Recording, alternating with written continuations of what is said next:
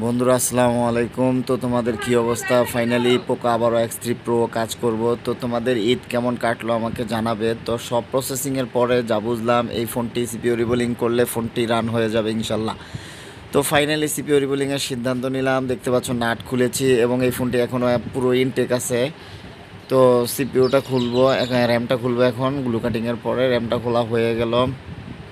এখন আমরা উপরের প্রসেসরের উপরের বলগুলো, আমরা লিডগুলো খুব সুন্দরভাবে পরিষ্কার করে নেব।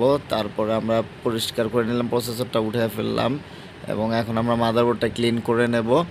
তো বন্ধুরা আসলে 1 থেকে 1.5 ঘন্টার একটা ভিডিও, তো এই 2 মিনিটের কম সময়ে আনা, তোমরা জানো অনেক কিছুই দেখানো সম্ভব হয় না। অনেক সময় আইসি রিবোলিংটাও দেখানো হয় না। আইসি পরিষ্কার করলাম, তারপরে র্যাম পরিষ্কার করলাম, সেই ভিডিও দিতে পারিনি।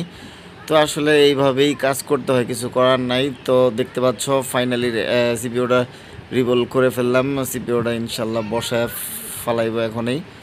তো ফাইনালি আমরা আমাদের পেস্ট ভেতর থেকে ছেড়ে দিয়েছে, মানে আইসিটা বসে গেছে। তো আমরা সুন্দর করে এখন র্যামটাও লাগাই নিব।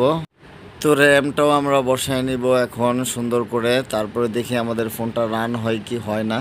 তো বন্ধুরা এই ভিডিওটি যদি ভালো লাগে অবশ্যই চ্যানেলটি সাবস্ক্রাইব করবে এবং পেজটি ফলো দিয়ে পাশে থাকবে। তো ফিটিং করা শেষ, চলো আমরা দেখি।